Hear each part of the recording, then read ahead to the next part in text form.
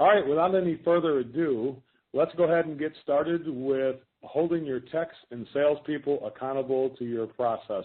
Now, Jeff, we're talking today about, again, in this simulcast we're doing with our virtual coaching members as well as the people from CallSource. I want to say welcome to the meeting and also the importance of this meeting. Jeff, you know, there's many different things that people do. All people have great ideas about implementing new things with the people in the field, but one of the most frustrating things is to get your people in the field to be accountable to the process as opposed to going against the process. Jeff, have you ever seen that phenomena before in a contracting company where the best laid plans of mice and men is sometimes thrown to the rocks by the people in the field? Absolutely. I mean, there's times where it's individual or even could be on the masses where you know, they want to sabotage it.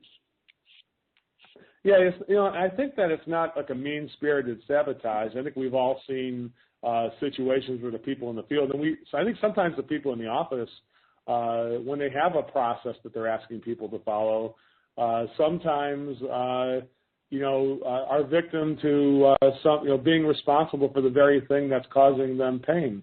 And so that's what we're going to talk about here today, Jeff, and we're going to get right into the meeting. And the first thing I wanted to discuss on today's call is that there are 4 pillars of performance. And so, Jeff, the 4 pillars of performance, in order to get people to do what you want in the field, it starts with these 4 things, and all 4 things are equally important. I was going to read those 4 things off. Number 1, we have to have the right people, that people have to take ownership of whatever we're trying to get them to do. Number 2, we want to make sure we know how to onboard and train those people. Number 3, we have to make sure that we're going to continually coach these people to make sure they're supposed to do what we like them to do. And number 4 is to hold people accountable to the process. And we're going to talk about all 4 of these things here today, Jeff, because I think they're all equally important. If you're trying to train the wrong people or coach the wrong people, or if you don't do training or onboarding correctly, or if you don't coach people, then you're going to wind up always being left short of the goal, don't you think? Yeah, I agree with you. I agree with what you're saying there, that all 4 of them are definitely the 4 keys to the success of holding your techs and salespeople accountable. Yeah, and just so everybody knows, there's a lot more to discuss than what we can cover in 1 hour. But for today's call, we're just going to kind of do an overview and to help people evaluate if they have effectively communicated the ideas to people, the service techs and salespeople in the field, so that they can make sure that we have trained them, we have the right people, and we've coached them, and we're holding them accountable too. Any one of these pillars that fall, Jeff, it means kind of like the whole thing crumbles at that point. So all 4 things are equally important. And just like a building, if you don't have a good foundation, or if you don't do this the right way, you're going to have the building is going to crumble, and it's going to fall to the ground. And then pretty soon people give up on the process. Since nobody's following it, then people start to give up on it. And that's what we want to try to avoid today, is how we can definitely make people accountable to the process. So let's quickly go over just a little bit about that. So first of all, the right people.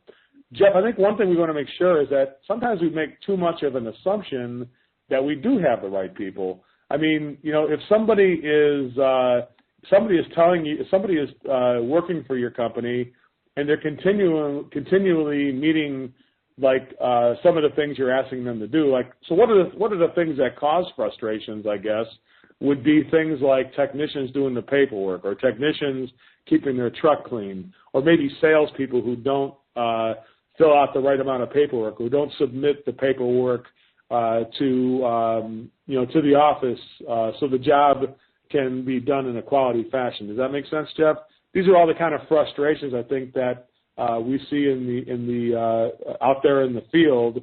You know, that we sell a job or we do something, but then there's frustration in the background because nobody is honoring the process in the back end. The people in the field are not honoring the process in the back end.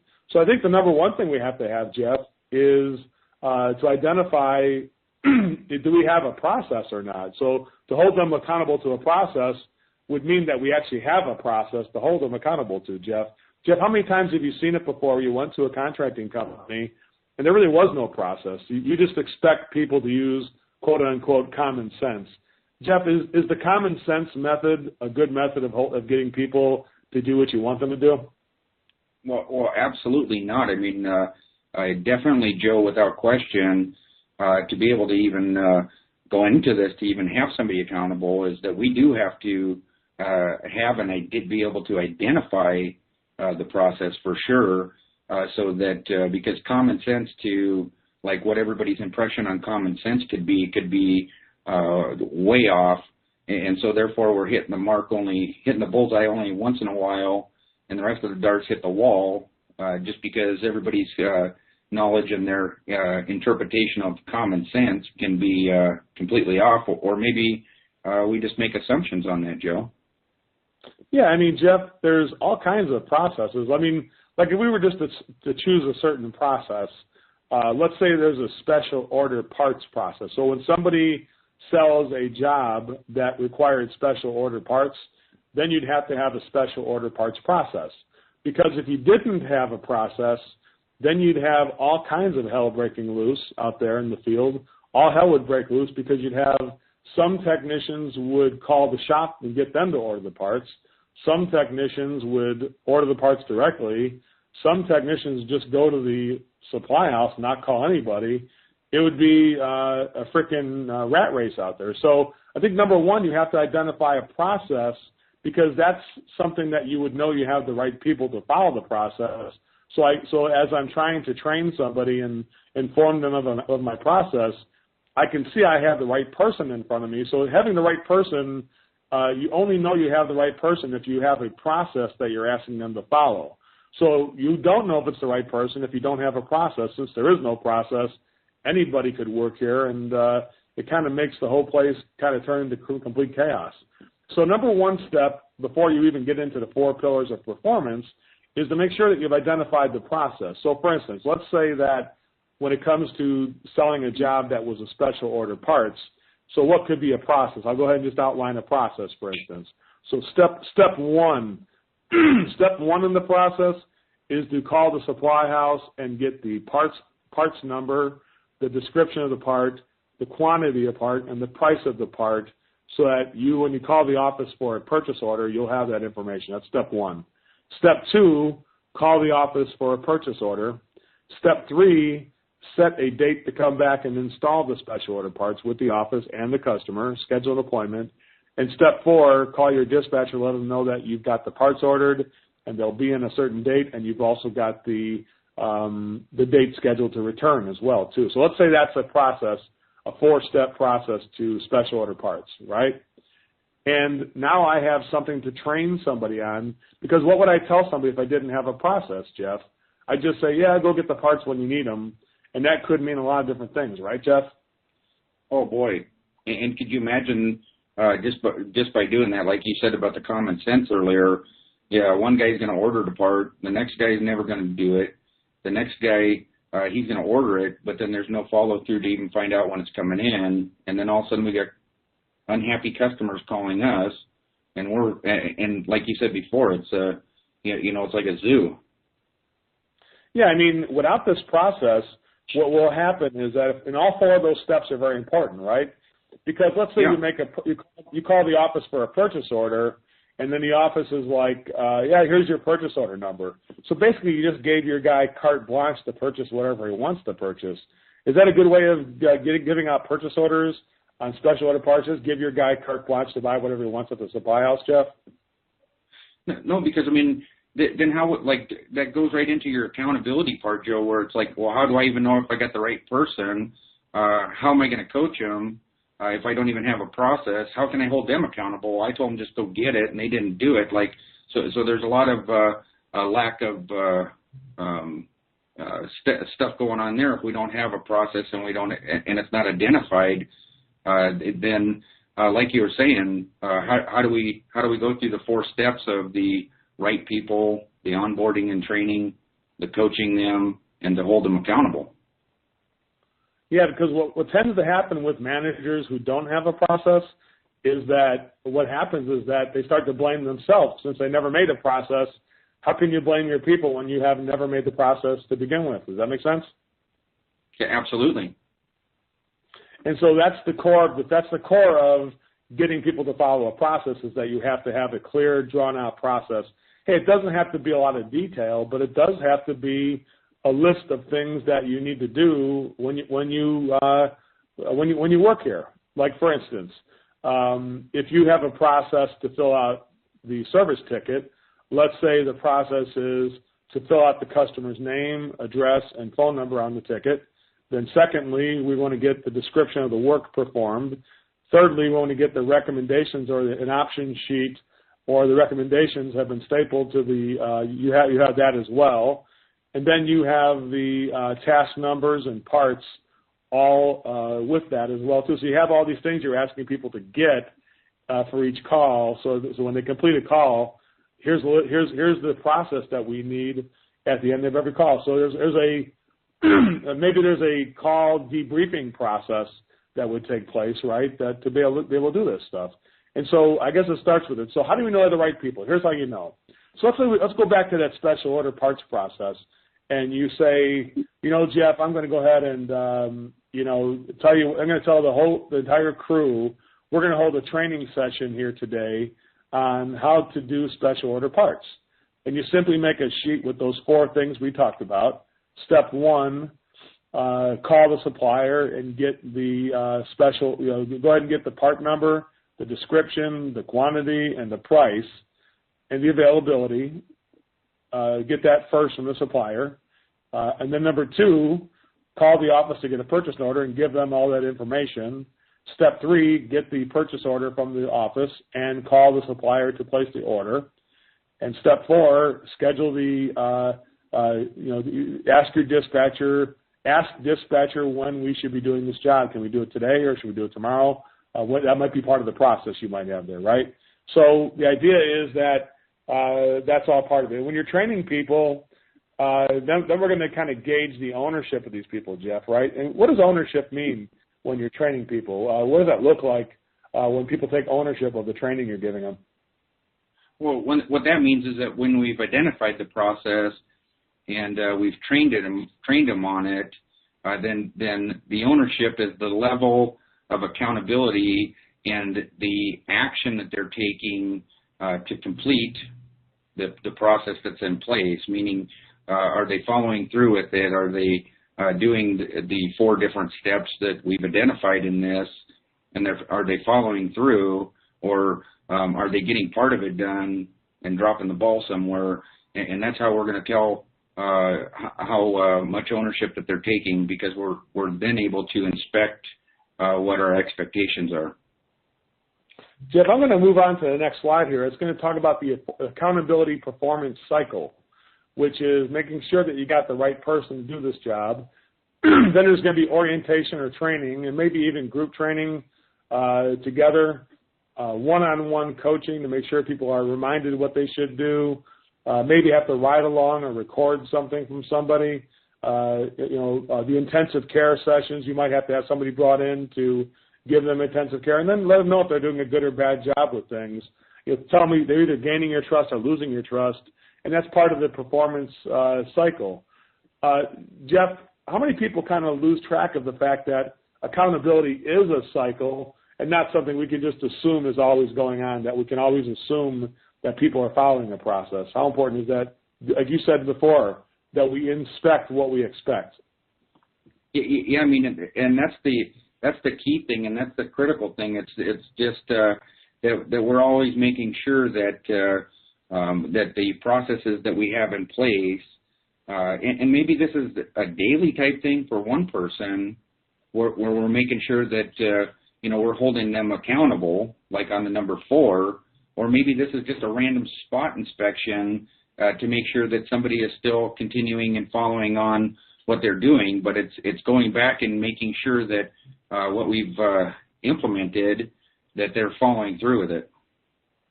Yeah, and so looking at this cycle of performance cycle, accountability performance cycle, we have to ask ourselves, okay, I think this was the right person because when I first had this person enter into our company as a salesperson or a service tech, they demonstrated a lot of enthusiasm, which I call enthusiasm is basically ownership, that they have a good attitude about what we're trying to do, right? There's no sarcasm in that part of it. Now, the willingness is the actual actions that are being taken place. Are they willing to do it as well, too? So here's how I kind of gauge it. We take the right person who we think is there, and then we begin to kind of orient them into the process or the process we're trying to get them to learn, whether it's a sales process or the special order parts process or filling out your service ticket process, all these different things. Keeping your truck clean has to have a process to it as to when I would do this and how I would do it and where are the materials and tools to do it with. And so basically you're creating these processes for your company that you have something to train people on. So, Jeff, we're talking about both personal training for orientation for new employees or orientation for new ideas, and then doing group training on those ideas to make sure everybody has equal access to the information so they can't say they didn't hear about it. Looking at the kind of companies that you and I deal with all the time, how important is training the process? That if it's a sales process or whatever process, might be a diagnosing process, how important is that we train that process and we document and train it? Oh, it's extremely important that that we're completely transparent and that we're providing the training and all the information to make sure that like we're not setting somebody up for failure. Yeah, and then I think that from time to time we're going to have some one-on-one coaching just to kind of make sure people are following all the processes we're doing. So I know some people, remember back in the old days, Jeff, when they used to give you like a job review like once a year only? What do you think about just getting a job review once a year as opposed to every day? Yeah. I mean, every day. I mean, that's way more touching, Joe. To like, even if it's just something brief. I mean, it's way more touching from somebody to find out where they're at, so that you can celebrate their struggles as well as their successes. That's more touching, and certainly I'd much rather work for a company that I'm having interactions with, celebrating the good and the bad, more than I would like to just pop in once a year and have an annual review, and I get a raise based upon, well, I'm not even sure what I did last year. Yes, so I think going back to this accountability performance cycle, Jeff, let's go ahead and use the special order parts process as an example. You could say something like, okay, who needs to know this? So you have everybody in the room that needs to know it, and then you do an orientation meeting with everybody about why we need to do this and some of the disasters that have occurred before to get people oriented to the idea that this needs to take place, right? Then we have a group training session where we make people go through the exercise to actually do a special order parts thing, like they do it in a classroom with both the dispatcher there, the dispatcher and the technicians in the field are in this training session together, and they're demonstrating in real time what it looks like to follow this process. So we're not just doing a training session, just reading off a policy. I think a lot of people, in absence of training, Jeff, they just take a policy and stick it into the inbox of the service technician. Is that an effective way to train service technicians, by just taking a policy sheet and shoving it into the inbox, or sticking it in, stapling it to their paycheck and saying, here's our new special order parts process, learn the process? How many techs are going to learn that process if you just stick it in their inbox or whatever? Well, I mean, they're going to maybe look at the paper, and then if there's no truck cleaning policy, that might end up underneath the van seat. I mean, wouldn't you see the possibility there? Totally. So the bottom line is that when you're going to do training, it has to be done with equal access. Now, of course, if you've already got the process in place, that means every new employee would also have to be trained on this process as well. So we just can't have the guy learn from somebody else. We need him to be trained as well, too. So training is an important factor.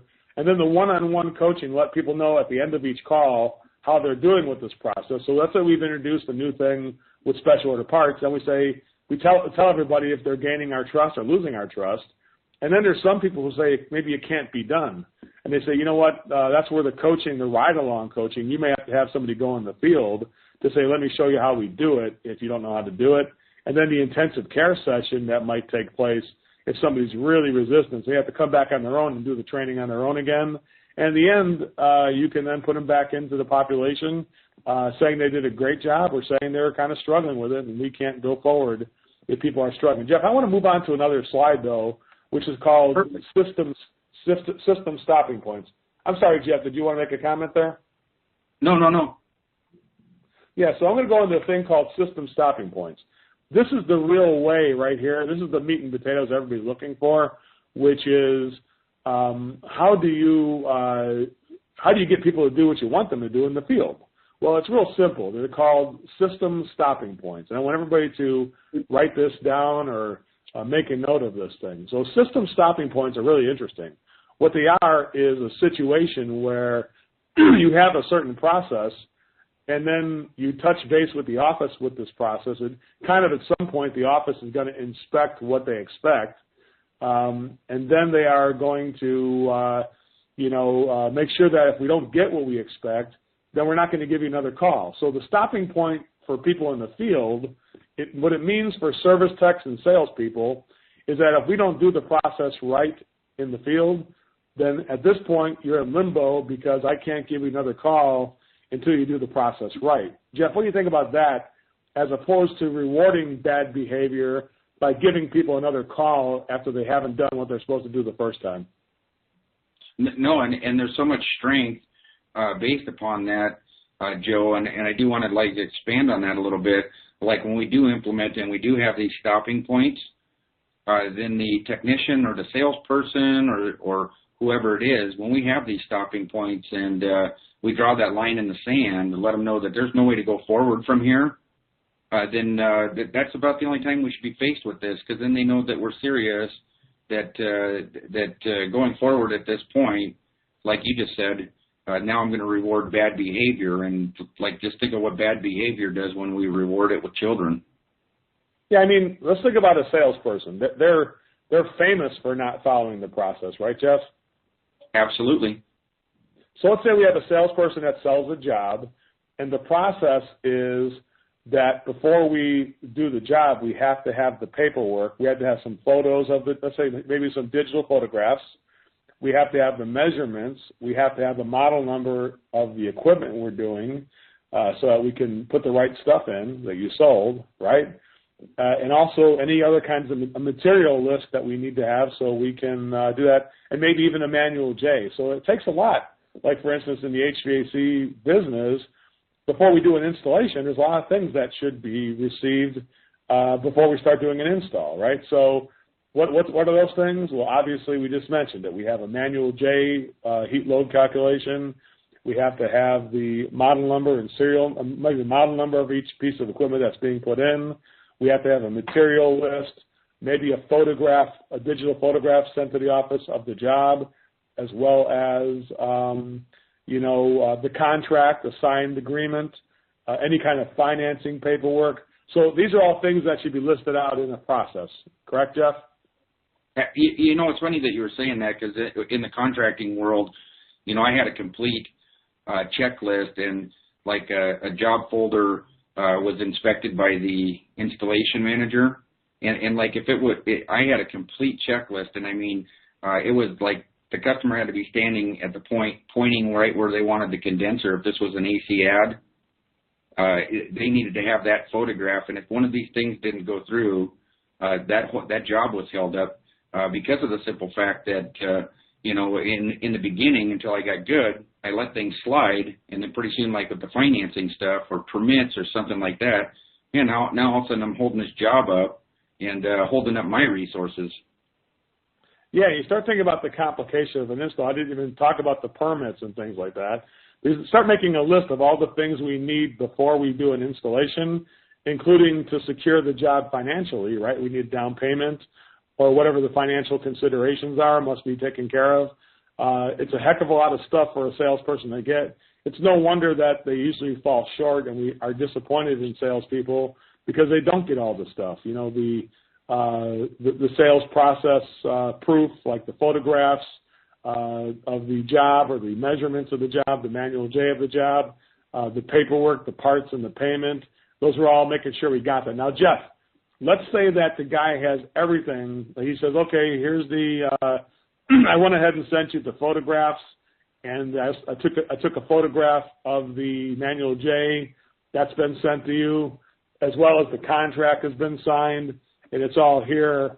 And then you ask, okay, where's the payment part of the process? And the guy says, well, the guy's going to pay us tomorrow when he gets home from work.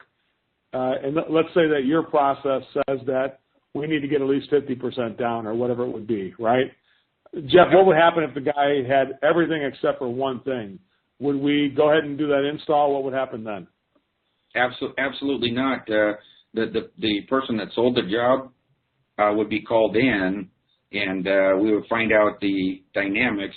Like they had a checklist, and we trained on it, so there was complete clarity on what my expectations were.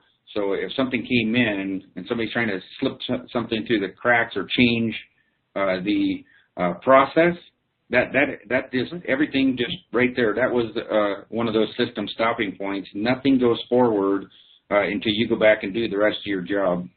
And once you bring me that, then we can go ahead and we can either reassign it to the installation board, or we're going to give somebody that's already done their job correctly, we're going to go ahead and give them that spot, and you can go back and explain to the customer how you failed. Yeah, it's like, what I would say, Jeff, it's like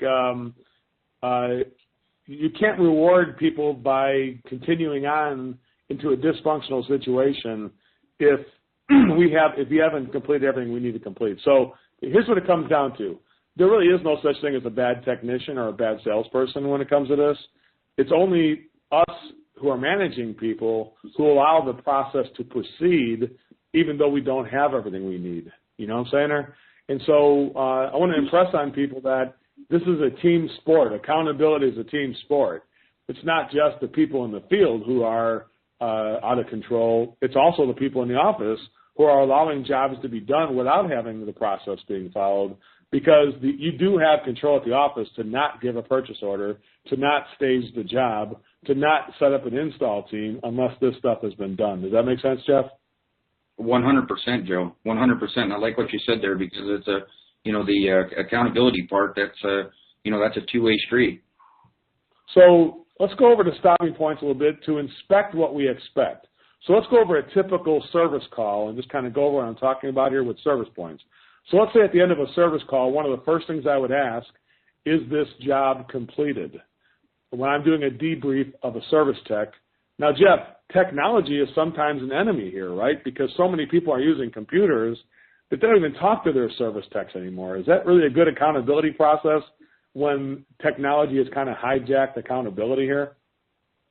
Joe, I'm for and against technology in certain aspects, but as far as what you're saying right now, I'm not for it.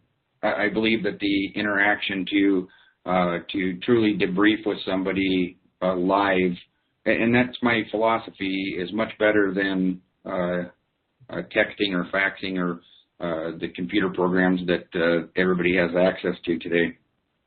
So I'll just tell you something right now, Jeff. Here's how I feel about it. If you're allowing a machine to do all the dispatching to your service techs, and there's nobody talking to your techs in the field, expect chaos. That's all I can tell you. Because your guys will find a workaround this situation, and they will not be held accountable because they won't let a machine hold them accountable. You can expect complete chaos when you just use a computer system to hold your people accountable. That's not going to work. So here's what I'm saying. So let's say you ask somebody if the job is complete, and they say, no, the job is not complete. And the process says, okay, if the job is not complete, you need to schedule another date to go back. Have you scheduled a date to go back with the client? And they say, no, we're going to give them a call next Tuesday. Now, Jeff, is that a good process to say we're going to come back in the future, but instead of setting a date, we're going to go ahead and just call them back next week? Or should we be actually setting a date? Oh no! You got to set a date and time. There's got to be something that's set up before that technician or salesperson leaves that call. There's got to be a confirmed date and time. I don't care if for some reason that then has to get moved or shifted, but the expectations were that we know that if it's going to be Tuesday, morning or afternoon, oh, after 3, perfect. Okay, what time after 3? Anywhere from 3 to 6 p.m. Dynamite. Now I got it. This is when we're going back. We're going back Tuesday between 3 and 6 p.m. So I know I got a Tuesday afternoon call. Now, for some reason that the customer has something come up, I can move it to Wednesday or Thursday, but I got it set in stone. If I got to, we're supposed to call them. That just doesn't fly. There's no future in that. Like, when are we supposed to call them? Like, when the cows come home? I mean, what are you thinking here? Does that make sense? It's like there's no clear future. Exactly, Jeff. It has to have a clear future. Getting a clear future is an important stopping point, because if the technician's not clear or the salesperson's not clear, hey, let's face it, you go out there and you meet with the client. This is really famous for salespeople, especially, Jeff. The salesperson goes out and meets with a client, and he finishes the call, and nobody ever debriefs the salesperson because he's not even considered part of the technician part of the company. So you give the guy an estimate to go do. He goes out and talks to clients, and then later on the boss says, hey, how'd that estimate go? Yeah, I'm going to give him a call back next week to give him some prices. Is that a good clear future that I'm going to give him a call back? No, and I'm thinking about this, and thinking about like here could be another case. Bring you in at the end of the month, and then now all of a sudden it's like, well, why the heck's your closing rate at 30%? I mean, I gave you the whole calendar, and I've given you all these calls. Like, why is your closing rate at only 30%? Why is your average sale at $6,800? Like, after everything's happened, you know what I'm saying on that? I totally know, Jeff. Let's go on to like the sales process proof. So, for instance, one thing that we train people at contractorselling.com is that you have to give 6 options, right, Jeff? As opposed to giving ultimatums of only giving one price, you have to give a premium service at the top, mid-range options, and then a basic economy option at the bottom, so clients have a choice of what they want to do. Now, let's say that's our process, that everybody in the company will give premium options, mid-range, and low-end options. Now, at the end of the call, the dispatcher or the opportunity coordinator who's managing salespeople would say, go ahead and show me the option sheet that you created. And they would be like, well, I don't have an option sheet.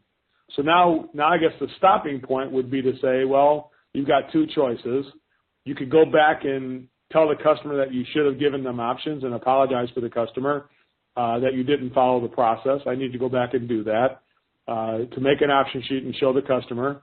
Or come back here to the shop, and we're going to have you make up 2 option sheets now just to prove that you can do it, just to show us you can do it. And now you're giving the guy 2 choices. Either one is good training experience. Unfortunately, it may cause a problem with the tech, right? He may say, well, geez, I'm not going to do that. And you say, well, go ahead and take your time and decide, and then call me back when you're ready to make your decision. I'll just go ahead and give me a call back when you're ready. And you just hang up on the guy. That would be basically it. He's decided that he's not sure if he wants to do that or which one he wants to do, and you hang up. What would happen if you hung up on the tech after that, Jeff, saying, you know what, let me know when you're ready to make that decision, and then we'll go forward after that? Yeah, could you imagine what's going through their mind? It's like, they're probably thinking that, I'm fired now, or they're thinking like, holy smokes, I better shape up. Now you got to call them back. I mean, you could just about imagine what would be going through somebody's mind is like, yeah, I better get a grasp on this thing. I better go make some options up. Otherwise, I'm going to lose my job. Now let's go over the alternative of this, Jeff. Let's go over where people are not being held accountable. It would sound something like this: hey, John, where's the option sheet? Did you go ahead and send me the option sheet on the cell phone? Did you email me the option sheet? And he says something like, no, I'll get to it later. And then the dispatcher says, okay, that's cool. Yeah, give it to me later. Here's your next call. You see the difference between those 2 scenarios? Scenario 1 is that you're not getting a call from me until we get this option sheet, or you're not getting a call until you take a photo of your service ticket, or you're not getting a call until I get the paperwork and the parts and the payment from you. You're not getting a call until I get that from you. As opposed to saying, yeah, I'll get it later and we'll just work it out. Jeff, what happens in companies that say, Yeah, I'll just get it later from you. What ensues in the very end when you go look through that paperwork? What are you going to see? Or maybe coffee stains from the thing being on the floor in the van for 2 weeks. I mean, there's all kinds of different possibilities, like it never even happened. I mean, we would have no idea. I mean, you do risk the possibility that it'll come back to you, but like how are we ever going to know? Yeah, I mean, Jeff, if the office doesn't respect the process, how can we expect the field to respect the process? If the office is giving them a free pass, yeah, I'll just get it from you later. If you're saying those words, you have a process and now you're bypassing your own process. Don't blame the service techs that they do the same thing. Would you say that's true, Jeff? Absolutely, because now it's like the person that's doing the debriefing is now letting the technician know that, like, sometimes we'll use the process, sometimes we won't. Yeah, you're good this time. And then they're enabling and forcing the technician, like giving them the permission slip, like, oh, good, well, it was okay that time. Well, it's okay next time. And then pretty soon, now you got chaos again. What if a technician or a salesperson would say to us, hey, if you make me go back to that customer, we might lose this job now? What would you tell a guy who says we might lose a customer over this process? That you're telling me to go back and give them the options? They already bought the $200 repair. They might get mad at me. What would you tell the guy over that situation, Jeff? I would tell them it doesn't matter if they get mad at you or not, or if I lose this customer. You didn't show them all the possibilities, so therefore we didn't perform the level of service that we've talked about and that we've trained on. So therefore, there's your choices. Go back and give them the other 5, or come on in and let's sit down and have a talk about what we're doing and how we're going forward. Yeah, and so, instead of bitching about the sales guy who doesn't get us all the paperwork, why are we doing an install without that paperwork? That's the question. It's us in the office that stages the install, gets the team out there, creates the purchase order. Why are we doing all this work if we don't have the information yet? It's basically we're rewarding bad behavior. And sure, we may get a salesperson a little bit upset, but you know what? They're going to have. That's what training is all about. It's not always pretty. But Jeff, here's another thing too. How important is it to us to communicate to our service techs and salespeople that this is what will happen if they don't have everything we need when they call in? I mean, you can't just surprise them with this, right? How important is that we train them on the stopping points themselves, that this is a process itself, that if you don't have the paperwork, if you don't have the date scheduled, if you don't have the payment, if you don't have the paperwork or the manual J or the purchase order, you're not going to get another call from me until we get that information. How important is that that we hold ourselves accountable to this process? Oh, absolutely. It's critical. And I mean, what I see and what coach around the United States are, you see the differences in the companies that, honor this process. And then you see the ones that don't. One's very efficient and effective and their labor support and everything else, that they can really, really have a high level of production, communication. The company itself, you can tell, is very strong.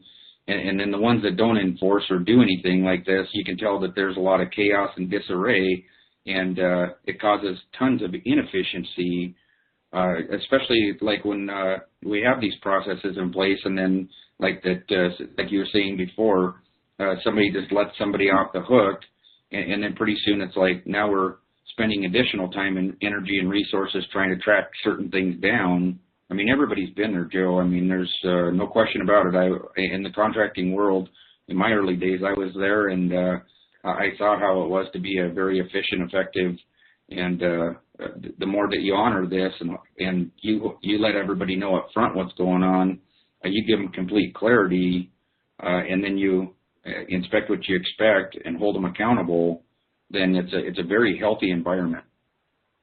Yeah, so you're training people how to do the paperwork, a service ticket, a parts list, and you got to have payment.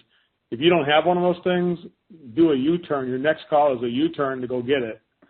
If you don't have that, if the customer's not home, call me from the customer's house if they're not home, and we'll try and contact them, and then you're going to have a seat. Now, I would tell them, here's how I did it, Jeff. I told them the first time that this happens, we'll go ahead and do it on my time. I'm fine with that. But the second time this happens, you're going to sit there and wait on your time and be punched out. I don't care if you think it's fair or not. I don't care if it's legal or not. Go ahead and sue me over it. You're going to sue me over an hour, over 40 minutes that you had to wait somewhere because you didn't do your job the right way. I'd love to see you try and take me to court over that. I don't care. You know what I'm saying? It's like you have to have like a backbone when it comes to this. You have to say, you know what? Now, again, Jeff, you don't just surprise your people with this. You have to prepare them for this accountability, because if you do it, if you just surprise people out of the blue and don't have a training session on how you're going to hold them accountable, and it should be positive. It shouldn't be a negative thing. It's like it's an honor to hold you accountable, because if you do the job right, we can go on to other jobs and make more money and feed our family. You know what I'm saying? It's an honor to help you with this. It's a service I'm providing for you. It's not something that I'm coming down on you. It's something that we all need as a team to be able to do the job right, and it's an honor to do this for you. Does that make sense, Jeff? Yeah, that's what I was saying before. It's very healthy by holding people accountable and them having the expectations of you being accountable, or them even having to hold you accountable. Now, Jeff, if somebody refuses to be held accountable, what does that say about them being the right person? Let's go back to that again. So let's say you create a stopping point for a person. He goes ballistic, comes in the office and starts throwing things around, or he gets kind of like out of control or sarcastic and starts swearing or something like that. What do you do with something like that, Jeff? Is that something you allow to go on? Would you allow that to go on? Absolutely not. Absolutely not, Joe. I would do two things. Is I would look, did I have some, this is how I did it, is did I lack something in the training and the process and the clarity? No, I was clear on that. So what that's telling me is that right now we have one of two things, but we're in a very critical stage of whether we're going to move forward together or not. Let's talk about that right now. Let's talk about I got 10 levels of accountability. Let's move to that real quick, okay?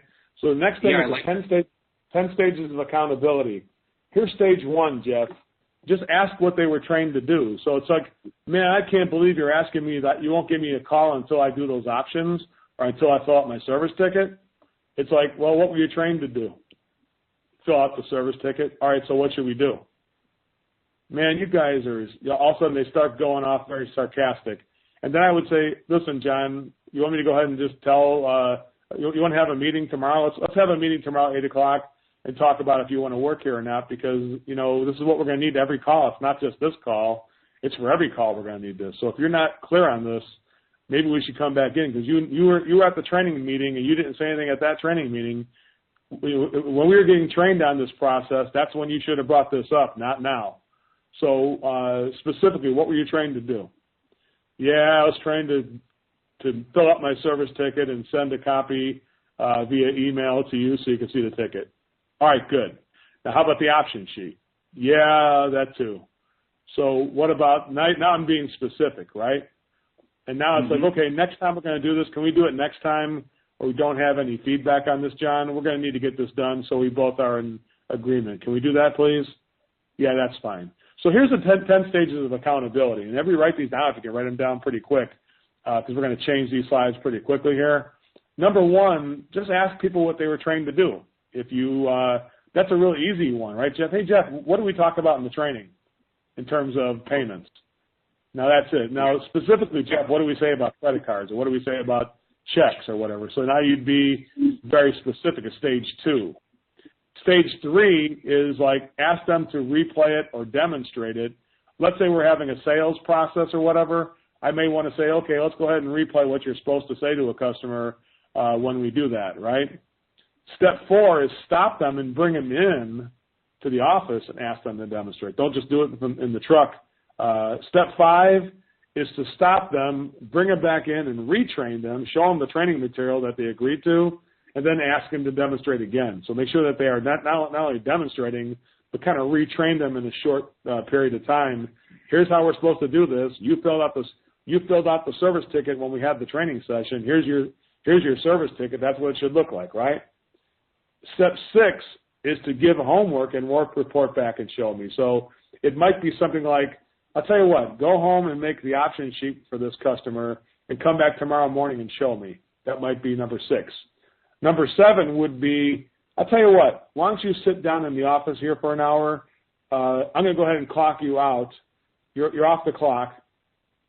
Just sit here in the office for an hour, study this material, and show me, because we already paid you one time to do the training. So I'm not going to pay you a second time, obviously. So I need you to study for an hour on your own time and then show me you know this process, whatever it is. Step 8 of accountability is, why don't you take off tomorrow or take off the rest of the day, study and show me. Take off for a certain amount of time. And now we're getting to the real end here, Jeff. Step number 9 of accountability. Yeah, why don't you take a week off, study, and then you can reapply for your job, because that's where I'm at right now.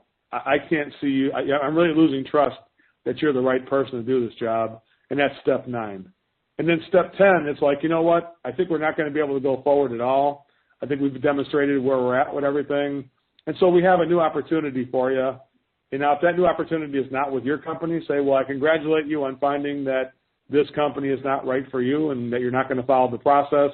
We've gone through every stage of accountability we could go through, and obviously this isn't right for you. Or you might put them back in the install crew if they have other skills that might be applicable to your company if you do want to keep somebody, depending on their attitude. Maybe it's just somebody who's incapable of doing the job, but they have a good attitude.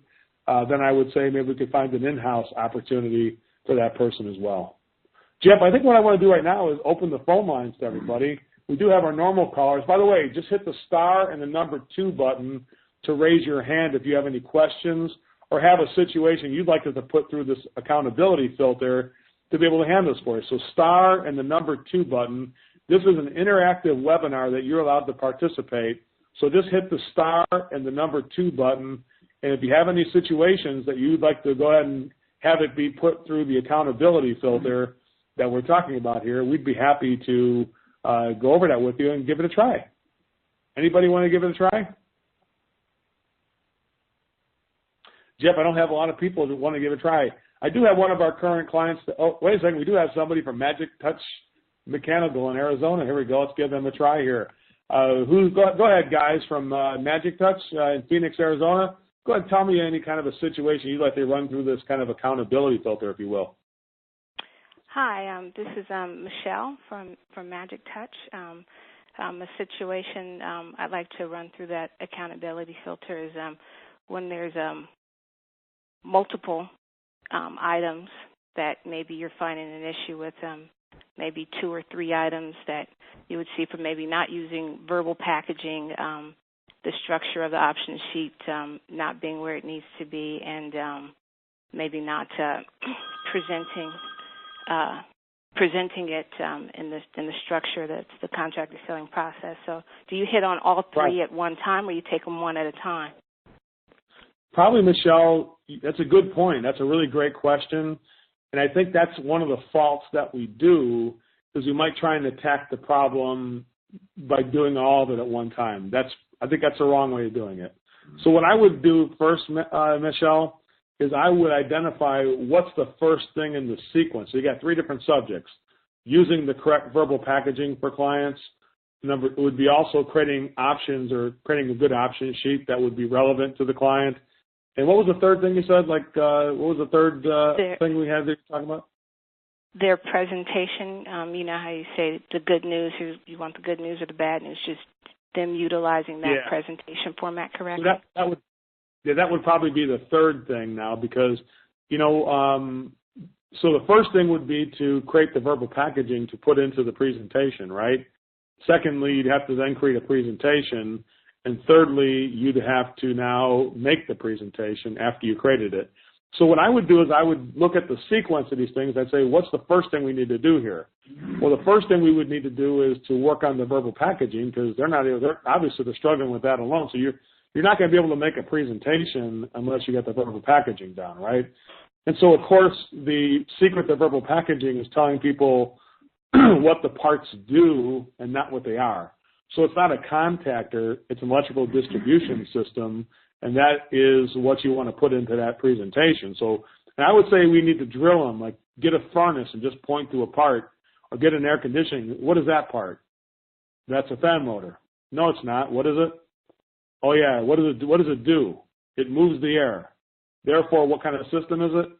It's an air movement system. Now you're starting to get it, buddy. How about this thing over here? That's a contactor. Okay, what does a contactor do? It distributes voltage. Okay, so what is it called? It's a voltage distribution system. There you go. So now you're starting to work on that, and I would probably give them a day. What I would probably do, Michelle, is give them like overnight on that kind of an assignment to make a list. I would have like one of the guys, or maybe the boss, make up a list of materials and say, here's all the things we have on an air conditioning. We have the outdoor coil, the valves, the contactor, the fan blade, the motor. Just go ahead and tell me the verbal package for each one of these things. Take it home tonight and bring it back tomorrow. So I would give them an assignment and see how they do with the assignment there. Does that make sense, Michelle? It does. And so those other two items that you're seeing at the moment, you kind of like ignore those until that one thing gets done and then move on to the rest? Yeah, because if you do them all at the same time, then it confuses. Then you're not sure what you're falling short on, because it's overwhelming. Like, you can't expect the guy to do the presentation right when he doesn't have a good presentation. And you can't expect him to make a presentation without the verbal packaging. And so it starts with the verbal packaging in this case, in this situation. I'd say work on the verbal packaging tonight and bring back the worksheet tomorrow. It could be just a handmade worksheet from typing from copy paper. You write down a bunch of parts and say, verbal packages for me. And you can even give them a verbal packaging dictionary. Yeah, here's the verbal packaging dictionary. Here's a list of parts I want you to verbal package. Go ahead and do this tonight and bring it back tomorrow morning. Before you can go to work, I need to see this from you. So you can't go to. And then just don't bring up the other items, so you don't kind of overwhelm and discourage them. Just focus in on, pick one, deal with that one, and then move on to the other ones as you see them. Yeah, pick the one that's the first in the sequence if you can. Whatever the primary thing in the sequence. Like let's say somebody's not they're not making a parts list. That would probably be the last thing, because that's coming after the presentation, after we did the job even. That would be like they're not making the correct parts list so we can restock the truck. Then that's something I would then do at the end of that, because why would you talk about parts if we're not even selling the job right? You know what I'm saying? Okay, thank you. That's a good question. I think, you know what, Jeff, she really brings up a great point there. I think a lot of people try and tackle too much at one time. What do you think about that? Yeah, and that was a phenomenal question, because I was thinking about that when she said that. I was thinking that you isolate it and then make sure that we're doing the right coaching, the right training, and we've got to just chunk that down to make sure that they got it. So like we were saying, like you were saying, is like if you throw them everything, they may be like, well, this is just overwhelming. So if we isolate it and do it in smaller chunks, then they're going to get more information. Jeff, I like what we're doing here too, because it goes over that stopping point. Like, go home and do this assignment. It's an open book test. Here's a verbal packaging dictionary. Here is the worksheet. Bring that back tomorrow, and you can't go back to work until I get that from you. So you're not letting the person go back to work until you get that. Does that make sense? And it could be anything. It could be, let's say the guy's not filling out a service ticket correctly, right? What I would tell him is, here, take these 2 service tickets, and now fill out 2 service tickets the right way, and then you can't go back to work until these are done tomorrow morning. So bring them in tomorrow morning. Listen, if I've already trained people on my time, Jeff, I'm a big fan of making them prove it on their own time. What do you think of that? Absolutely. I mean, the only time that I would continue this is if we're in something that's a very long type of series that we'd be isolating and doing in small chunks. But, yeah, I mean, when we paid to train them once, and then if they reverted or anything like that, I mean, that's where we have to keep continuously inspecting. But like you said, you paid them once, that's it. Yeah, I mean, you can't keep paying people for training that you've already paid for the first time. If they had questions, they should have been asking it during that training. And by the way, we are willing to coach people in real time. Jeff, let me explain something. If somebody's having a hard time with verbal packaging, what I would expect them to do is to call me to get it clarified so I could help them before they make a presentation, so we're not just going through it and blowing through the call. Does that make sense there, guys? I mean, Michelle, how would you feel about that? How would you feel about if the guy called you to get clarification before he just blew through the call and ruined the call? How would you feel about that? That would be more acceptable, wouldn't it? I would never even give him any kind of a penalty or assignment. I just help him with it if he called me to ask for help, wouldn't you? Yes. I mean, that's the key thing. It's like what really kills us, I think, is that people just blow through these opportunities and they do it the wrong way and they don't call for help, because I think everybody on this call is more than willing to help their people. No doubt about it. It's interesting that you know what, Joe? It's interesting that you say that, because like the technicians, I don't know how many hundreds of technicians I coach, like I always hear all the good news from the ones that are having phenomenal weeks and everything else, yet the ones that struggle, it seems like that they go and hide and they suffer in silence. You know, another thing that I was thinking, like with Michelle, and is like, you know, teaming learning buddies up, things like this, and you just observe with your verbal packaging, let them use it at first, and 10 or 15 minutes, let them go through it, go back and forth, back and forth, back and forth, back and forth. Each one of the technicians go through and do call simulation, like you call out the part, somebody's got to do it, make it a game, make it where you're doing that. Like you said, once they're trained, though, by gosh, that's the once they have the information and they know it, that's the end of any kind of paid training. You know what, Jeff? And if a salesperson, like, let's just do a bunch of different accountability stopping points. So Michelle, like another one you could do is on that option sheet. So now he got the verbal packaging. Now I would tell him, okay, I want you to work on some option sheets. Now we got the verbal packaging. Your assignment for today now after we got this. So I'm glad you did hey, good job on the verbal packaging worksheet. I'm really getting my trust. That's really wonderful. Sounds like you're really getting it. I mean, you get more of that. Yeah, I think I got it now, Michelle. Okay, good. Now we're going to work on the option sheets today. So now tonight I want you to go home and make an option sheet for an igniter and one for a contactor, and give that to me tomorrow before we go back to work. I need to get that tomorrow from you. So you do that again now. You know what I'm saying there? Or you can give them an hour. I tell you what, take an hour here in the office and make an option sheet for me so I can see you can do it. So that's another thing. You're inspecting what you expect. Does that make sense, Michelle? Mm-hmm. Mm-hmm. And then let's go over that presentation. So now you got the verbal packaging and you got the option sheet, that you got that under control. Now go ahead and let's practice on that thing where you say good news and bad news. Let's go ahead and I'm going to be the customer and you be the technician. I want to hear that like 2 times. I want to hear that like 3 times from you to make sure you got it.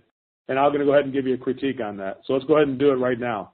You know, and that might be something you do as a coaching session in real time there to get it done right now. You know, and understand this, Jeff, coaching takes a little bit more time, but isn't it worth the effort as opposed to having to deal with the chaos later on?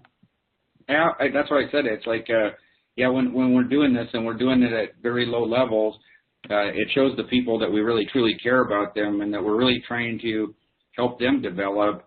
And in turn, that makes a very healthy situation, a very healthy company. And, the quitters will quit and the winners will win. And that's when you're going to know you're going to have the right people. You know, I think, Jeff, that's a good point there. That's the final word. And, Jeff, I just want to touch base that everybody on this call knows that we are having actually a performance coaching class. It's a 3-day class right here in San Luis Obispo, California. It's on the central coast of California, right here at the contractorselling.com in our hometown here. And last year we held 3 performance coaching events, Jeff. The average increase in revenue and profit was 58% from the companies who went to this thing. That's how effective they were with their teams. They had higher client reviews and higher engagement with their people and much more positive morale and talk changes, basically showing people the art of coaching and the art of accountability so that you can get your team to do what you want them to do. That performance coach training seminar is on May 20th through the 22nd, and the price of this class, it also includes 4 months of coaching the coach afterward, where we touch base for 4 months to make sure we're doing and implementing these changes. basically teaching you how to select the right person, how to train these people, how to coach them, and how to hold them accountable so that they achieve more. The idea is to get your team to achieve, not demoralize your team. And that seminar is on May 20th through the 22nd. If you have an interest in the seminar, you can call us at 877-764-6304. That's 877-764-6304. Or you can just email us at info@contractorselling.com. That's info@contractorselling.com, and we'll have a customer service rep give you a call and get you signed up. The investment to go to that seminar is $2,997, but it is like a master's degree of coaching and management. And I would say this, Jeff, I want to make sure we take managers from managers and into active participants. Does that make sense? Absolutely. I mean, doing it live as a performance coach is much, much better with the accountability and the ease of being able to do this than trying to just manage on the back end. What you said is so true there. All right, everybody. Well, that's all we have for now. Do we have any other people who want to add their thoughts to this thing? Go ahead and raise your hand with the star and the number 2 button, and we'll call on you. If you have any questions or any comments or just things you want me to cover, now it's just the contractorselling.com members who are on the phone here with us. Go ahead. If you have any questions or comments, hit the star and number 2 button. I'll be happy to answer those questions while I'm here on the phone with you.